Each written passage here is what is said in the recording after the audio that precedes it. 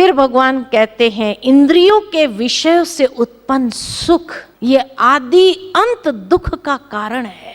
जो मनुष्य काम क्रोध से उत्पन्न वेग को सहन कर उससे मुक्त हो जाता है वह समर्थ आत्मा है, सच्चा योगी है। वह अपने मन और बुद्धि को परमात्मा में स्थित कर सकता है और श्रद्धा से उसकी शरण में चला जाता है। उसकी सर्व के प्रति समदृष्टि होती है, इसीलिए संसार में रहते हुए मोह रहित संशय रहित जीवन मुक्त है। वह मन की एकाग्रता से असीम सुख का अनुभव कर लेता है, असीम सुख की प्राप्ति।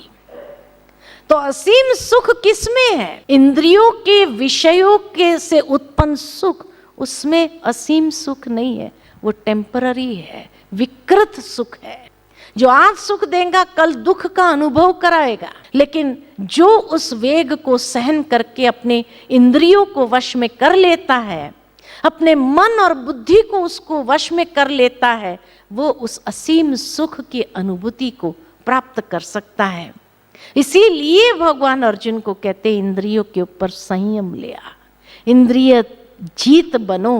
और यही बात को जैन धर्म में गीता से ही उठाकर कहा, जय जिनेंद्रिय। बार बार एक दूसरे को प्रेरणा देते हैं जय जिनेंद्रिय कह करके। तो इसीलिए वो समर्थ आत्मा सच्चा योगी है जो अपने कर्मेंद्रिय के अधीन कभी नहीं होता है, लेकिन अपनी इंद्रियों को स्वयं के अधीन, स्वयं मालिक बन करके अपने इंद्रियों को चलाता है। वो असीम सुख का अनुभव कर सकता है।